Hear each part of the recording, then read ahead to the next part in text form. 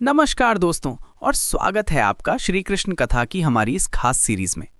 पिछले एपिसोड में हमने देखा कि कैसे वासुदेव जी कान्हा को कंस के कारागार से निकालकर उफनती यमुना को पार करके गोकुल में नंद बाबा और यशोदा मैया के पास छोड़ आए। पूरे गोकुल में जश्न का माहौल था, हर तरफ खुशियां ही खुशियां थीं। लेकिन क्या आपको लगता है कि ये खुशियां इतनी आसानी से टिकने वाली थीं? क्या आपको लगता है कि मामा कंस, जिसने अपनी ही बहन को मारने में एक पल नहीं सोचा, वो इतनी आसानी से हार मान लेगा? जी नहीं, बिल्कुल नहीं। असली कहानी तो अब शुरू होने वाली है। कंस का गुस्सा 7वें आसमान पर था और उसने अपने सबसे खतरनाक मोहरे को मैदान में उतार दिया था।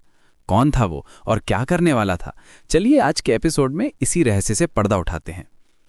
तो कहानी शुरू होती है मथुरा में, कंस के महल से। जब कंस को पता चला कि देवकी का 8वां पुत्र यानी उसकी मौत का कारण सुरक्षित गोकुल पहुंच चुका है, तो उसका गुस्सा और डर दोनों ही बेकाबू हो गए। वो आग बबूला होकर महल में इधर उधर घूमने लगा। उसे समझ नहीं आ रहा था कि आखिर वो करे तो करे क्या। उसने अपने सभी बड़े बड़े खूंखार और मायावी राक्षसों की एक अर्जेंट मीटिंग बुलाई। दरबार में एक से बढ़कर एक दैत्य मौजूद थे, लेकिन कंस की नजरें किसी खास को ढूंढ रही थीं। और फिर दरबार में एंट्री हुई पूतना की। पूतना कोई मामूली राक्षसी नहीं थी, वो कंस की सबसे भरोसेमंद और सबसे क्रूर राक्षसी थी। वो मायावी थी, मतलब अपनी इच्छा से कोई भी रूप ले सकती थी। कभी वो एक खूबसूरत अप्सरा बन जाती तो कभी एक भयानक चुड़ैल। उसका मुख्य काम था छोटे छोटे नन्हे मुन्ने मासूम बच्चों को मारना। ये सुनकर कितना अजीब लगता है ना, लेकिन यही उसकी खासियत थी। कंस ने गरजते हुए पूतना को आदेश दिया, पूतना जाओ और आसपास के सभी गांवों और नगरों में जितने भी नवजात शिशु हैं उन सब को मार डालो। खासकर उस बच्चे को ढूंढो जो गोकुल में नंद के घर पल रहा है। वही मेरी मौत है, उसे किसी भी कीमत पर खत्म कर दो। कंस का आदेश मिलते ही पूतना की आंखों में एक शैतानी चमक आ गई। वो तुरंत अपने मिशन पर निकल पड़ी। उसने अपनी मायावी शक्तियों का इस्तेमाल किया और पल भर में खुद को एक बेहद खूबसूरत दिव्य स्त्री में बदल लिया। उसके चेहरे पर ऐसा तेज था मानो कोई देवी स्वर्ग से धरती पर उतर आई हो। उसके हाथ में एक सुंदर सा कमल का फूल था और उसके होठों पर एक मीठी सी मुस्कान। कोई भी उसे देखकर यह अंदाजा नहीं लगा सकता था कि इस खूबसूरत चेहरे के पीछे एक भयानक राक्षसी छिपी है जिसके इरादे इतने खौफनाक हैं। पूतना उड़ते उड़ते गोकुल पहुंची। जैसे ही उसने गोकुल की धरती पर कदम रखा, वहां के लोग उसे देखकर हैरान रह गए। हर कोई उसकी सुंदरता पर मोहित हो गया। गोपियां तो आपस में कानाफूसी करने लगी, अरे देखो तो ये कौन देवी हैं? ऐसा लगता है साक्षात देवी लक्ष्मी ही हमारे कान्हा को आशीर्वाद देने आई हैं। किसी ने भी एक पल के लिए भी उस पर शक नहीं किया। सबने उसे रास्ता दिया और वो सीधे नंद बाबा के घर की ओर चल पड़ी। उस वक्त यशोदा मैया घर के कामों में थोड़ी व्यस्त थीं। पूतना ने बड़ी चालाकी से घर में प्रवेश किया।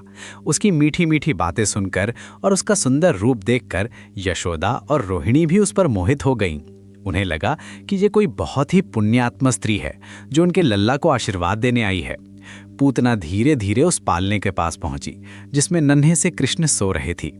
वो कृष्ण के मासूम चेहरे को देखकर मुस्कुराई, लेकिन ये मुस्कान एक माँ की ममता वाली नहीं बल्कि एक शिकारी की मुस्कान थी। उसने यशोदा मैया से कहा, अरे यशोदा, तू कितनी भाग्यशाली है, तुझे इतना सुंदर पुत्र मिला है। ला, इसे मेरी गोद में दे दे, मैं भी इसे थोड़ा प्यार कर लूं, इसे अपना दूध पिलाकर आशीर्वाद देना चाहती हूँ। यशोदा मैया उसकी बातों में आ गईं। उन्होंने बिना कुछ सोचे समझे अपने प्यारे कान्हा को उस मायावी राक्षसी की गोद में दे दिया। पूतना ने कान्हा को अपनी गोद में उठाया। उसने अपने स्तनों पर कालकूट नाम का सबसे भयंकर विष लगा रखा था। उसका प्लान था कि जैसे ही कान्हा दूध पिएगा, विष उसके शरीर में फैल जाएगा और एक पल में ही उसकी मृत्यु हो जाएगी। उसने कान्हा को अपनी छाती से लगाया, लेकिन ये क्या? जिस कान्हा को वो एक साधारण बालक समझ रही थी, उसने अचानक अपनी आंखें खोली। उन नन्ही नन्ही आंखों में एक अजीब सी चमक थी। कान्हा पूतना को देखकर मुस्कुरा रहे थे, जैसे वो कह रहे हों, मैं सब जानता हूं पूतना, मैं जानता हूं कि तुम कौन हो और तुम यहाँ क्यों आई हो। पूतना ने उस रहस्यमयी मुस्कान को नजरअंदाज किया और जैसे ही उसने कान्हा को दूध पिलाने की कोशिश की। तो दोस्तों, क्या हुआ इसके बाद? क्या पूतना अपने खतरनाक इरादों में कामयाब हो पाई? क्या वो नन्हा सा बालक, जिसे दुनिया एक साधारण शिशु समझ रही थी, उस विषैली दूध को पी लेगा? या फिर कहानी में कोई ऐसा मोड़ आने वाला है जिसकी किसी ने कल्पना भी नहीं की होगी? उस खूबसूरत चेहरे के पीछे छिपी राक्षसी का क्या हश्र होगा, ये सब जानने के लिए आपको थोड़ा इंतजार करना होगा। हम इस रोमांचक कहानी को जारी रखेंगे हमारे अगले एपिसोड में। तब तक के लिए जुड़े रहिए श्री कृष्ण कथा के साथ।